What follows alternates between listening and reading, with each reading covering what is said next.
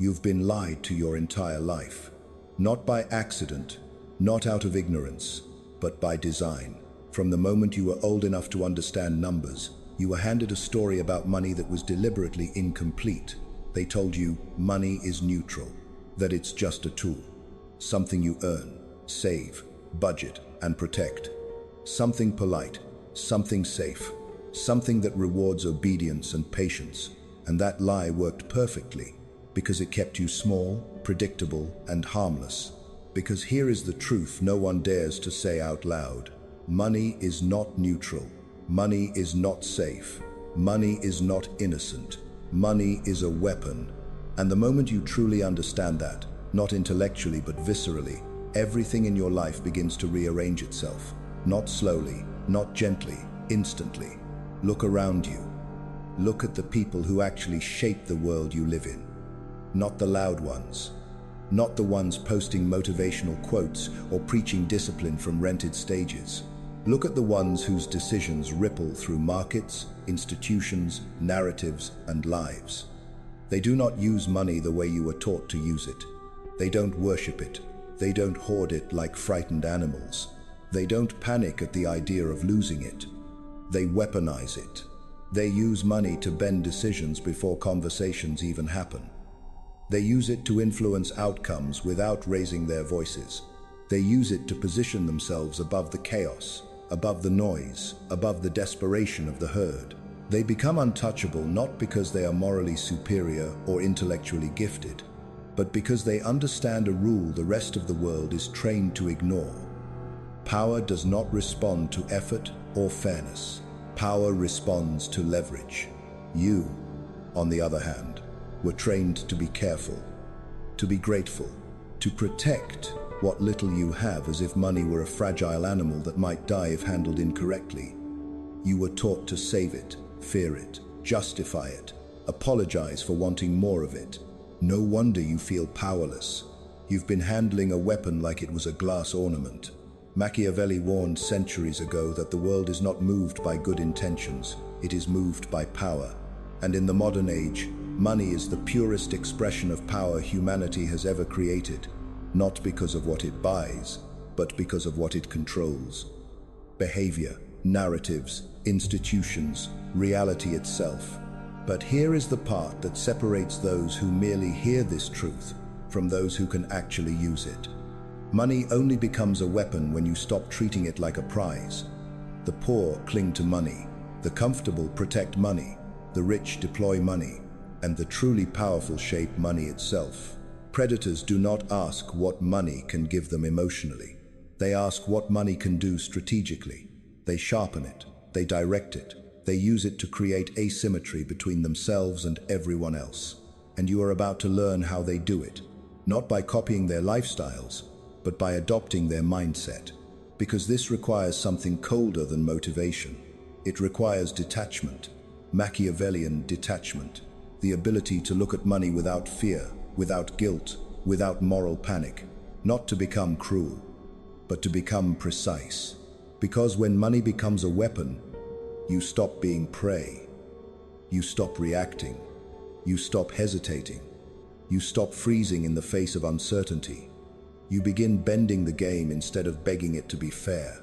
So listen carefully, not casually, not comfortably.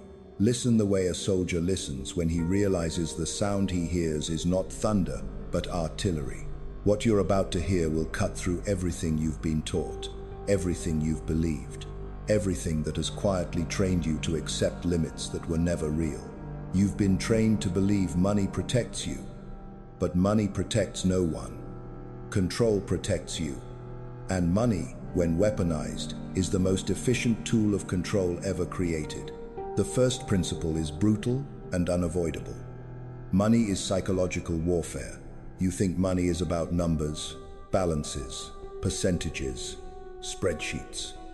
But the people who win understand something deeper. Money is about emotion, fear, desire, status, survival, envy, shame, power. Every financial decision is an emotional decision dressed up as logic. And if you don't understand the emotional battlefield, You will always lose, no matter how intelligent you are. Most people fear losing money. Predators use that fear to control them. Most people crave comfort. Predators use that craving to trap them. Most people want approval. Predators use that need to bend them. Money is never just money. It is leverage disguised as currency. The average man does not lose the money game because he is stupid. He loses because he is emotionally exposed. He feels everything. Fear when he spends, shame when he invests, guilt when he wins, regret when he loses. His emotions leak in every direction, and those leaks make him predictable. And the moment someone can predict you, they can control you. Machiavelli understood this perfectly when he wrote that men are driven by necessity, not choice, and nothing creates necessity faster than money or the absence of it. This is why the first stage of weaponizing money is not external, it is internal. You must become emotionally silent. Silence does not mean apathy. Silence is pressure. Silence is control. Silence is the removal of emotional tells. When you stop reacting emotionally to money, when gains don't intoxicate you and losses don't destabilize you, you stop broadcasting weakness. You stop leaking power. You become unreadable. And unreadable men rule the game. This is where the true separation begins. Most people chase money as if money itself were the goal. But money is never the goal. Money is the vehicle. The real objective is positioning. In a world ruled by illusions, power does not flow to the smartest or the hardest working. Power flows to the best positioned. Positioning is everything. Think of a king on a battlefield. He does not swing a sword. He does not charge. He does not bleed. Yet every soldier fights for him. Every resource moves toward him. Every victory benefits him. Why? Because of position. He sits above the chaos, above the noise, above the emotional desperation of the masses. His position is his power. Money works the same way. When you position money strategically instead of reactively, you create structures where other people's time, labor, and decisions flow toward you without resistance. This is why the wealthy do not chase opportunity. They design gravity. They create pull. Their position bends the world around them, while the average man runs after scraps. The powerful man sits still and lets the world come to him. That is the art of weaponization. Money becomes a magnet, a trap you don't see, a force you don't question because you don't feel yourself resisting it. But to reach this level, there is another layer, one that separates the merely wealthy from the elite: narrative. Money is not the strongest weapon in the world. The strongest weapon is the story people believe about money. The rich do not control money. They control belief. And when you control belief, you control behavior. When you control behavior, you control outcomes. When you control outcomes, you control reality. Money is narrative in physical form. Currency is trust printed on paper. Value is an illusion repeated until it becomes truth. You do not weaponize money by stacking it. You weaponize money by shaping how others perceive it and how they perceive you. Once people believe your money means something, they treat you differently. Doors open. Resistance dissolves. Opportunities align. Money becomes influence. Influence becomes power. Power becomes inevitability. And inevitability is the first glimpse of domination. You are beginning to see the blueprint now. You are starting to understand that money is not safety, not comfort, not success. It is a blade. But a blade without discipline is useless. A weapon without intention is meaningless. And intention without control collapses under pressure. Control is the hinge on which everything turns. Because every ruler, every strategist, every predator who has ever shaped the world began by mastering the one battlefield the herd never looks at: the mind. Control is not something you announce. It is something you demonstrate without spectacle. And the first place where control must exist is not in your income, your investments, or your assets. It is in your relationship with uncertainty. Because uncertainty is where most people collapse, and where money, when weaponized, does its most effective work. The average person sees uncertainty as danger. They see volatility and feel fear.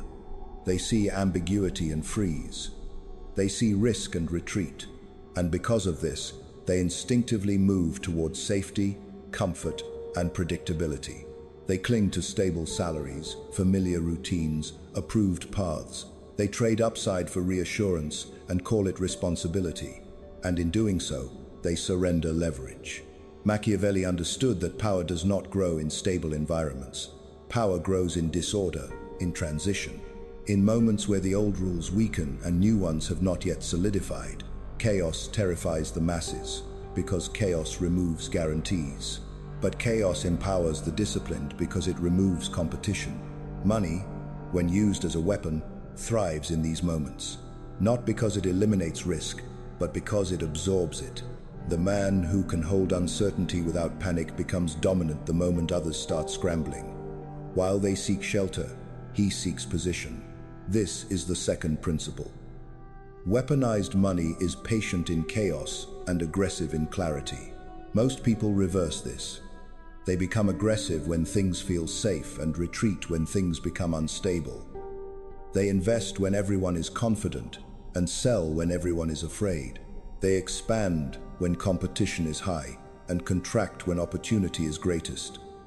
Their timing is emotional, not strategic, and emotion is the enemy of power. The disciplined operator does the opposite. He waits while others rush. He advances while others hesitate. He understands that fear compresses opportunity and desperation reveals leverage. When systems shake, people make mistakes. They sell cheap. They compromise.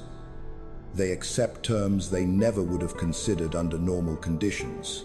And this is where money stops being a store of value and becomes a tool of extraction. But extraction does not mean exploitation in the childish moral sense. It means transfer. Power always transfers from the impatient to the patient, from the emotional to the disciplined, from the reactive to the prepared. Money is simply the medium through which that transfer occurs. This is why the powerful never fully commit their resources emotionally. They never bet everything on a single outcome. They maintain optionality. Optionality is the ability to move when others cannot, to exit when others are trapped, to enter when others are locked out. Optionality is not created by intelligence. It is created by restraint. The average man spends his money the moment he earns it, not because he needs to, but because spending gives him emotional relief. It makes him feel alive. It makes him feel successful. It makes him feel in control. But that feeling is borrowed, temporary, and expensive, because every dollar spent impulsively is a dollar removed from future leverage. The disciplined man delays gratification not because he is virtuous, but because he understands that delayed action compounds power. He keeps his resources liquid longer than feels comfortable. He resists the urge to prove himself through consumption. He lets others signal status while he accumulates position. And over time, something subtle happens. While others are locked into fixed obligations, fixed identities, fixed lifestyles, he remains fluid, unattached, mobile, and fluidity is power. Machiavelli wrote that a ruler must appear generous without being wasteful, frugal without being stingy. This paradox applies directly to money as a weapon. You must appear relaxed about money without being careless. You must appear indifferent to loss without being reckless. You must appear confident without being exposed. This is where most people fail. They either cling too tightly or spend too loosely. Both are signs of fear. Both reveal emotional dependency. And emotional dependency is exploitable. Weaponized money requires emotional austerity. Not poverty. Austerity of reaction. Austerity of ego. Austerity of impulse. Because once you stop needing money to validate you, you can finally use it to dominate systems instead of serving them. Now comes the third layer, one that separates operators from spectators. Money as permission. The herd believes money is reward, that it comes after effort, approval, compliance. But in reality, money is permission granted by systems designed by others. Salaries are permission slips. Loans are permission slips. Titles are permission slips. Even investments, for most people, are permission slips governed by rules they do not control. The powerful understand this and reverse the equation. They do not ask permission to act. They use money to remove the need for permission altogether. This is the true danger of money in the hands of the disciplined. It dissolves barriers that others accept as immovable. It accelerates timelines. It bypasses gatekeepers. It converts waiting into momentum. While others wait for approval, you move. While others negotiate, you decide. While others ask if something is allowed, you make it inevitable. And this is why money terrifies institutions more than any ideology. Because ideology can be debated, money cannot. Money enforces outcomes without conversation, but this power comes with a cost, one most people are not prepared to pay. Isolation. The more you weaponize money, the less relatable you become. The fewer people you can speak to honestly, the more you must conceal intent behind neutrality. The more you must let others underestimate you for your own protection. This is why most people subconsciously sabotage their own financial ascent. They fear separation more than failure. They would rather be poor and connected than powerful and alone. They would rather share weakness than shoulder strength. Machiavelli warned that the ruler who relies on affection alone will fall the moment affection shifts. Respect must be anchored in fear, or at least in consequence. Money, when used correctly, creates consequence without cruelty, distance without hostility, authority without noise. You stop explaining yourself. You stop justifying your decisions. You stop seeking consensus. You begin acting from a position that others feel but cannot challenge. And slowly, the dynamic reverses. People start adjusting to you. They wait for your response. They seek your approval indirectly.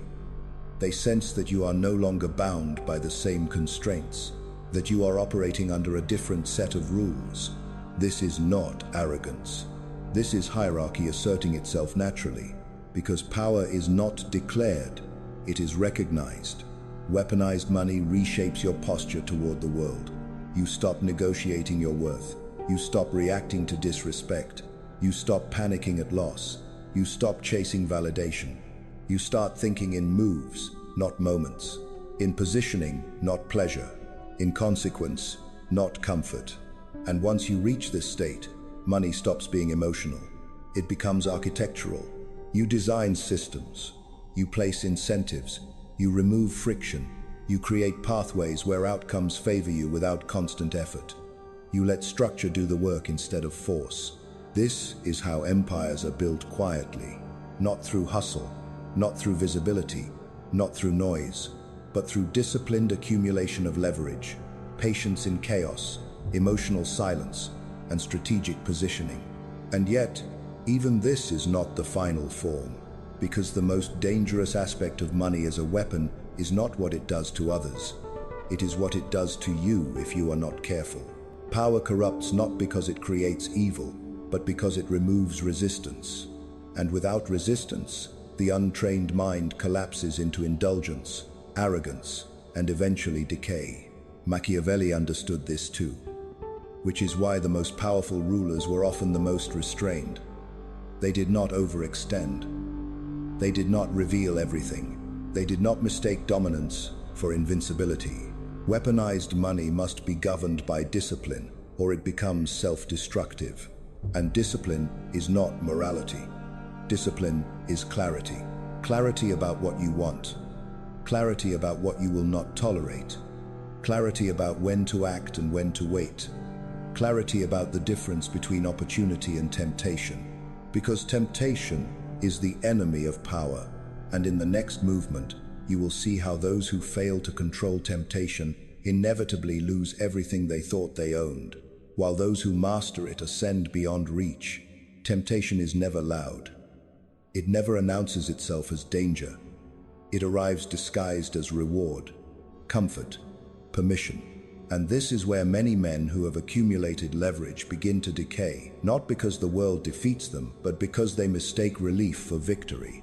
The moment money stops being scarce, temptation changes shape.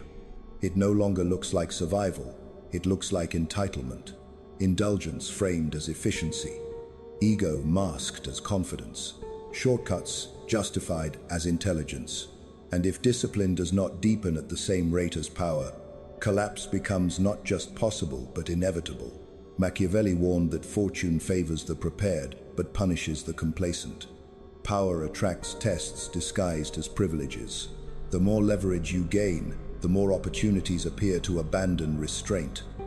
Every indulgence feels earned. Every boundary feels optional.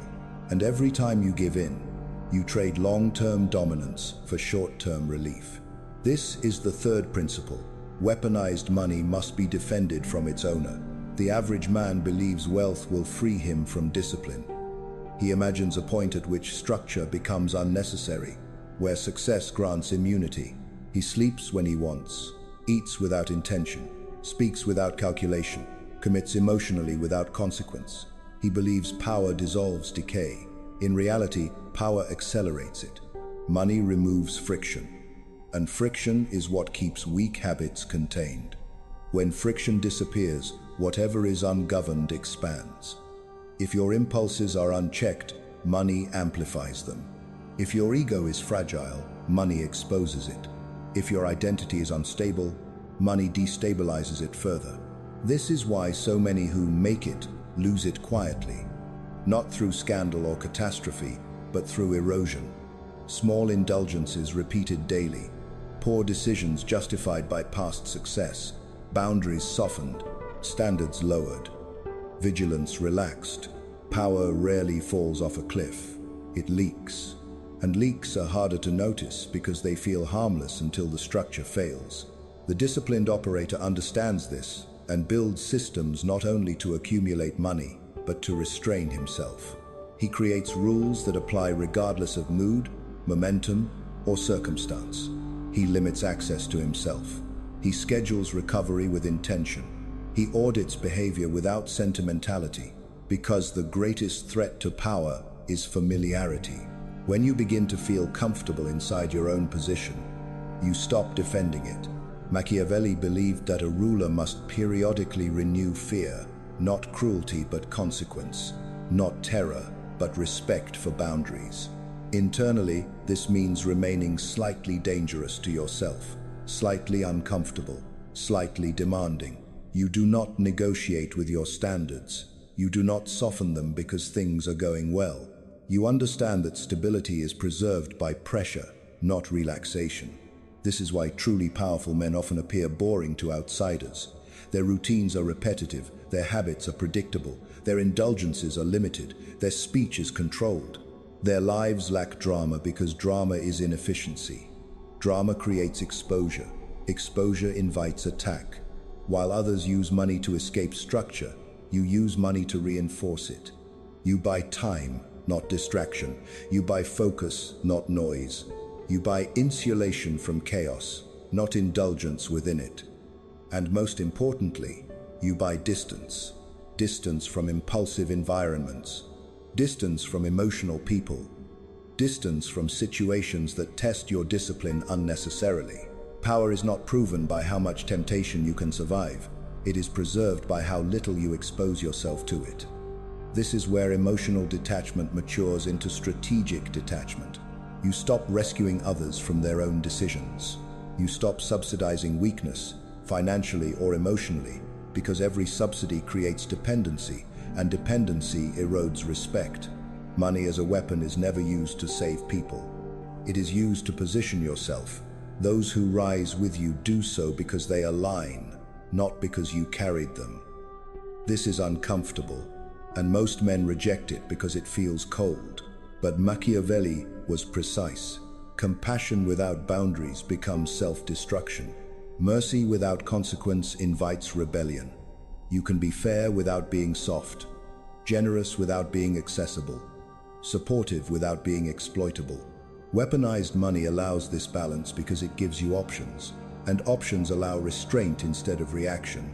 Now comes a deeper layer, control of narrative without narration. The moment you gain leverage, People begin constructing stories about you. They speculate, they project, some admire, some resent, some attempt to attach themselves to your momentum. Others quietly prepare to undermine it. The untrained man responds. He explains, he clarifies, he defends, he corrects misunderstandings. And in doing so, he grants power to voices that should never have mattered. The disciplined man does nothing. He understands that narrative is shaped by consistency, not explanation, by outcomes, not arguments, by time, not rebuttals. Money as a weapon reinforces this silence. When your position is secure, you do not need to convince. You let results speak in rooms you never enter. You allow assumptions to exist without interference. Silence is not weakness. Silence is selectivity. And selectivity is power. Machiavelli advised rulers to remain inscrutable, not because secrecy is virtuous, but because predictability invites manipulation. The more people understand your motivations, the easier it is to control you. This applies directly to money. If people know what you need, they can leverage it. If they know what you want, they can delay it. If they know what you fear, they can threaten it. So you reduce signals. You speak less about ambition. You reveal less about strategy. You avoid emotional transparency in competitive environments. You become unreadable, not dishonest, but contained. Contained power cannot be attacked directly. It must be guessed, and guessing weakens opponents before they act. At this stage, money stops being transactional and becomes gravitational. People adjust behavior around you without instruction. Terms soften. Resistance decreases. Opportunities surface without solicitation. This is not luck. It is positioning. You are no longer competing. You are being considered. Here is where many make a fatal error. They reveal their hand too early. They celebrate publicly. They announce upgrades. They seek recognition. They forget that visibility attracts challenge. Machiavelli warned that envy is the most dangerous political emotion. Quiet, patient, persistent. The more visible your success, the more energy others invest in your downfall. So, the disciplined man limits visibility by choice. He lets others believe he is less powerful than he is. Underestimation is not an insult, it is insulation. Money enables this because validation is no longer required for security. Applause is unnecessary. Silence protects momentum. The paradox becomes clear. The more power you gain, the less you display it. Eventually, the final internal shift occurs. Money stops being the objective. This is where the weak misunderstand the strong. They assume accumulation is the goal, that more is always better, that power must expand endlessly. But expansion without purpose creates fragility. The disciplined operator knows money is not the destination, it is infrastructure. It supports autonomy, optionality, and control. Once those are secured, accumulation slows, focus narrows, and selectivity increases. You stop chasing scale for ego and start protecting equilibrium, because the ultimate form of power is not domination over others, it is sovereignty over self. You choose where you go, who has access, what you tolerate, what you build, what you destroy, and when you disengage. This is why the most powerful exits are quiet. No announcements, no drama, no explanations, just absence. Machiavelli wrote that a wise ruler knows when to withdraw as much as when to advance. Overextension invites collapse. Withdrawal preserves strength. Weaponized money gives you timing. You leave before decay begins. You pivot before systems fail. You disengage before resentment turns hostile. And when you do, others feel the absence. Not because you demanded importance, but because structure depended on you. This is dominance without theater. Not center stage, but load-bearing. And with this, the illusion that power must be visible to be real begins to dissolve, preparing the ground for the final transformation, where control leaves no fingerprints at all. By the time betrayal reveals itself fully, most people are already asking the wrong question. They ask why it happened, who was at fault, what moment everything went wrong. But betrayal is rarely born from a single decision. It is the end result of a long imbalance of perception, power, and expectation. Machiavelli understood this with unsettling clarity.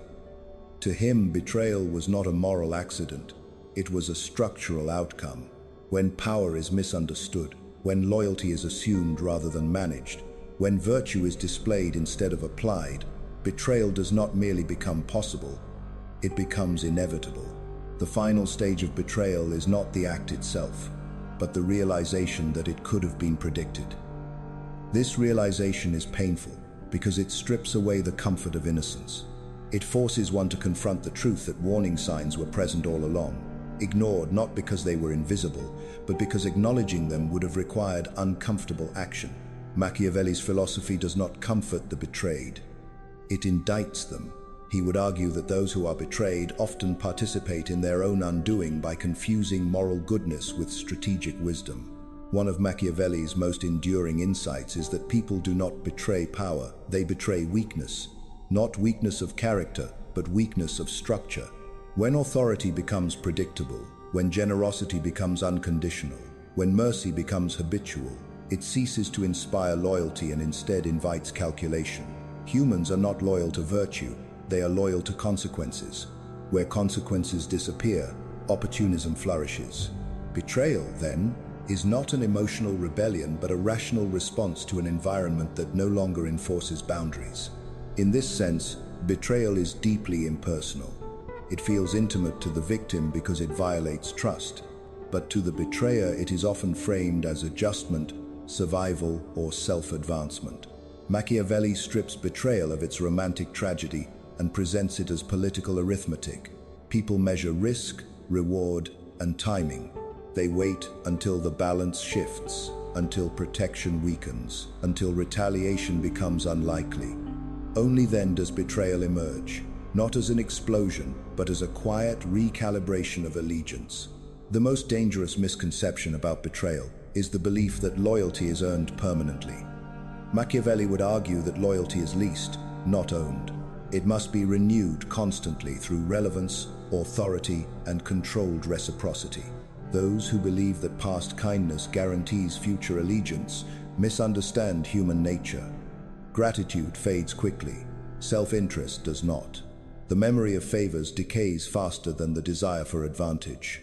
To rule, to lead, or even to survive in competitive environments, one must accept this uncomfortable truth. This does not mean Machiavelli advocates cruelty for its own sake. Rather, he advocates clarity, clear rules, clear consequences, clear hierarchies. Ambiguity breeds resentment, and resentment breeds betrayal. When people do not know where they stand, they begin to imagine alternatives. When power hesitates, others rehearse, replacing it. Betrayal often begins not with hatred, but with uncertainty. At the deepest level, betrayal exposes the tension between moral ideals and human behavior. We want to believe that trust is sacred, that loyalty is noble, that goodness will be rewarded. Machiavelli does not deny the beauty of these ideals, but he refuses to confuse them with reality. He writes not for those who wish the world were different, but for those who must operate within it as it is. His warnings are not cynical, they are preventative. He does not teach how to betray, but how not to be destroyed by misplaced faith. The final lesson Machiavelli offers is perhaps the most difficult to accept. Power requires emotional restraint. Those who lead must resist the desire to be loved at the expense of being respected. Love is fragile, conditional, and volatile. Respect, when anchored in strength and consistency, endures. Betrayal flourishes where affection replaces authority, where sentiment overrides structure. The ruler who governs through approval rather than control eventually discovers that approval evaporates at the first sign of vulnerability. Yet Machiavelli also understands that absolute fear is unstable. A regime built solely on terror invites conspiracy. True stability lies in balance, enough fear to deter betrayal, enough benefit to discourage rebellion. This balance is dynamic, not static. It must evolve as circumstances change. Those who fail to adapt cling to outdated alliances, blind to the shifting incentives beneath them. Betrayal, in this context, is not treachery. It is adaptation to a leader who failed to evolve. In modern life, betrayal no longer wears the cloak of daggers and courts. It appears in boardrooms, friendships, institutions, and relationships. But the underlying mechanics remain unchanged. People align with strength, distance themselves from decline, and justify their actions after the fact. Machiavelli's relevance endures because human nature has not evolved as quickly as our ideals. We still seek advantage, security, and recognition. We still abandon those who can no longer provide them. The true cost of betrayal is not loss of trust in others, but loss of clarity in oneself. Those who are betrayed often swing to extremes, either naive openness or hardened cynicism. Machiavelli offers a third path: informed vigilance. Trust but verify. Give but condition. Lead but never abdicate authority in the hope of affection. Understand that loyalty is maintained, not assumed. In the end, betrayal is a mirror. It reflects not only the betrayer's ambition, but the betrayed's blind spots. To study betrayal is not to learn how to deceive, but how to see incentives, power flows, emotional dependencies, and structural weaknesses. Machiavelli's greatest gift is not strategy, but perception. He teaches us to look beneath declarations and judge by behavior, to read silence as carefully as speech, to recognize that stability is not a moral state but a managed one. Those who reject Machiavelli often accuse him of destroying ideals. In truth, he destroys illusions. And illusions, once shattered, reveal a harsher but more navigable terrain. Betrayal will never disappear from human affairs, but it can be anticipated, mitigated, and survived. The price is uncomfortable awareness. The reward is durability. This is Machiavelli's final warning. The world does not punish innocence, it ignores it. Power respects preparation, foresight, and restraint. Those who understand this do not eliminate betrayal, but they are rarely undone by it.